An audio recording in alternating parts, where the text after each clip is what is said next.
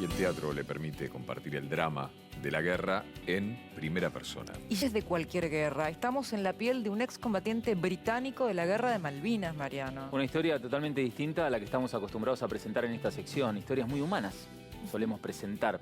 Esta no quiere decir que no lo sea, pero la abordamos de una perspectiva mucho más periodística porque por primera vez Lu, hoy nos vamos a meter en la piel de Lu, es el enemigo. Es, como lo fue a sus 25 años en 1982, integrante de la Royal Marine. Es una persona que nos va a contar cómo vivió la guerra desde su perspectiva y también cómo vio a las tropas argentinas durante el conflicto bélico. Y lo que debe ser para él llevarlo adelante en un teatro, en un público del país contra el que combatió, ¿no? Tremendo, tremendo. En la piel de Lu. My name's Lou Armour. I took part in the Falklands War.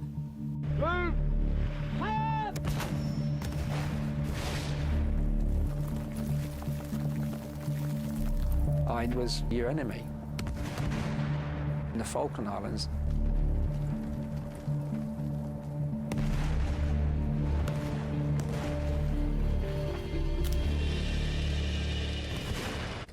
Most people recognise me because of the photograph that travelled the world that was on the front of Gente. And that was the photograph of me coming out of Government House with my hands in the air.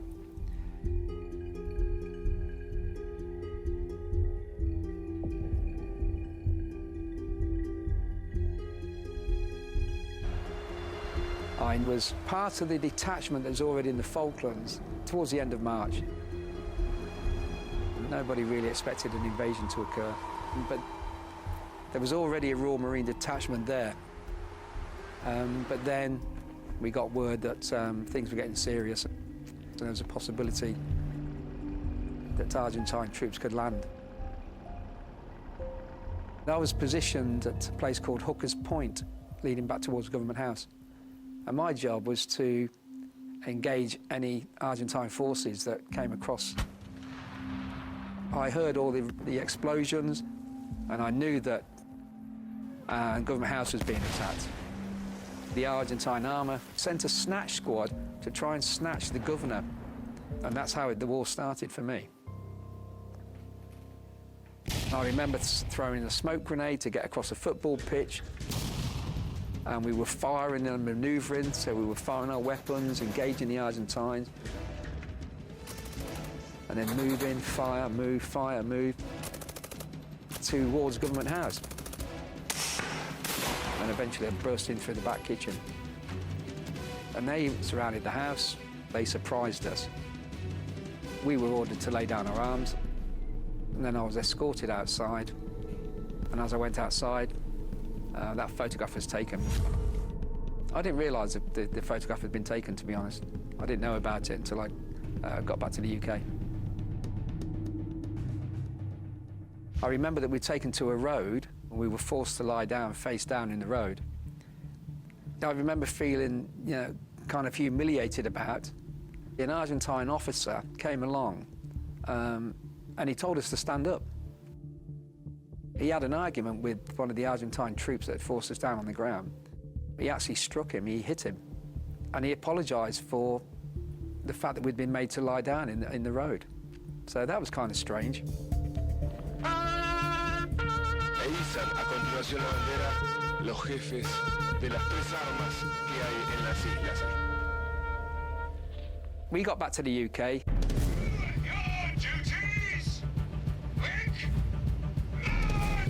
If you think about the mentality of the Marines and the Paras, it's all about going forward. Where's the goal, where's the target, and go for it. It's all about momentum and aggression and attacking. So psychologically, that was how we were.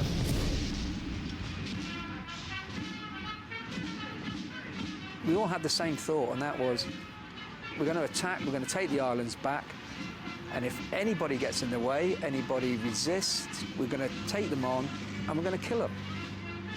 There was no hatred involved. It was about fighting them and winning. That's what professional soldiers do.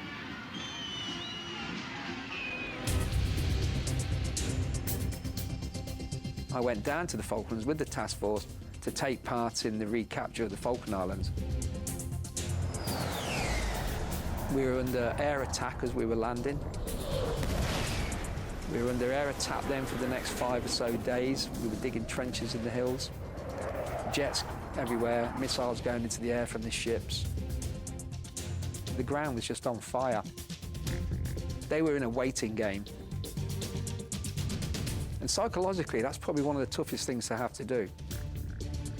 To actually sit in a position and just wait for the enemy to come to you. In terms of equipment, strangely enough, the Argentines often had better equipment than us. They had night vision goggles that we didn't have.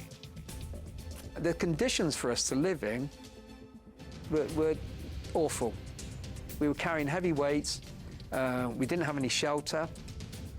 We were lying in the wind and the rain and the snow every day, drinking what water we could get out of the peat ground, often having diarrhea. But psychologically, we had an end goal. A bully had gone along to an island and we were just going to go and take it back. So I think we had the kind of psychological advantage.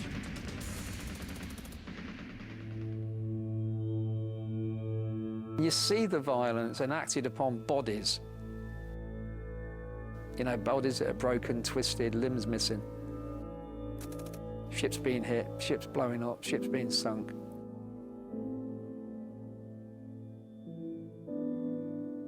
Eventually the Argentines surrendered, so the battle didn't continue. And I was there when they put the flag back up.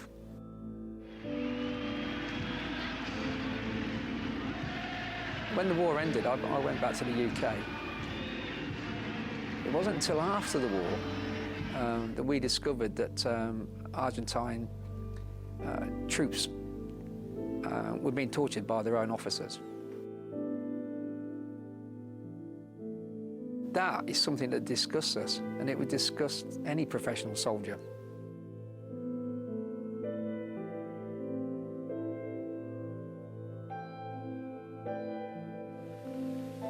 Everybody we came across was all twisted. You could see the agony, you know, that these guys had been in when they died. Could we stop a minute? Somebody said to me once, why did you get upset about an Argentine dying in your arms? And I said, well, because he's a human being. That's the thing. He's just, you know, at the end of the day, you're a human being. It took me 4 years to cry about a few dead people. Obviously, you can't cry then. I'm afraid I just don't see him as enemy.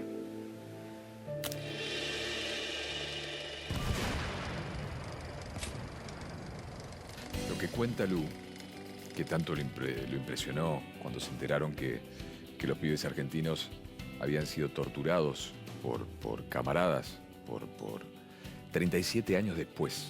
Recién la semana pasada en Argentina fueron llamados a declarar los primeros militares de las decenas que hay de militares acusados de esas torturas a pibes argentinos, a colimbas argentinos en Malvinas. Y el elemento humano para de alguna manera y entre todos hacer expiación de lo que no tiene que pasar, es decir, la guerra como medio para solucionar algo, esencialmente es una mentira porque no soluciona absolutamente nada y deja cicatrices de por vida, ¿no? Nos contabas tus impresiones al ver esta obra de teatro y esta entrega, en el caso de un soldado que hoy se sube al escenario para contar historia. Sí, principalmente lo revelador de esta entrevista, En la piel de Lu, es marcar por primera vez nos enteramos que como consecuencia del rumor de que las tropas argentinas estaban avanzando, a él lo mandan para custodiar la Casa de Gobierno de las Islas. Posteriormente tiene que regresar después del 2 de abril a Gran Bretaña y después el reconocimiento de que las tropas argentinas estaban bien equipadas y que ellos también sufrieron del frío, de la diarrea, como decía, de los problemas de salud, de la falta de provisiones. Y esta otra cuestión que decís vos, el teatro. Esta obra fantástica que debiera ser obligatoria en los colegios secundarios, que tiene de protagonistas a 3 excombatientes argentinos que no son actores, a 3 excombatientes británicos, hay un nepalí y 2 británicos, con Lola Arias, que ha hecho un casting fantástico. Ahí tenemos parte de... Tenemos a estas personas, ¿no? Ahí están los 3 que lucharon para el ejército británico y que se presentan en el Teatro San Martín jueves, viernes y sábado y que cierran, no quiero espolear la obra, ¿no? dando un mensaje precisamente esto que decís vos, ¿no? Sobre lo absurdo de la guerra. Exorcizar, ¿Y vos qué harías? Exorcizar la violencia, convertirla en otra cosa. Así. Es imposible no pensar en los pibes que murieron ahí, ¿no? Porque ellos eran profesionales. Y nosotros tuvimos ahí un montón de pibes entregando la vida a la edad de jugar al fútbol o soñar con una carrera y una vida. Y de eso habla Lu también, de la Gracias. impresión que le generó eso también. Gracias, Mariano. Gracias, Mariam.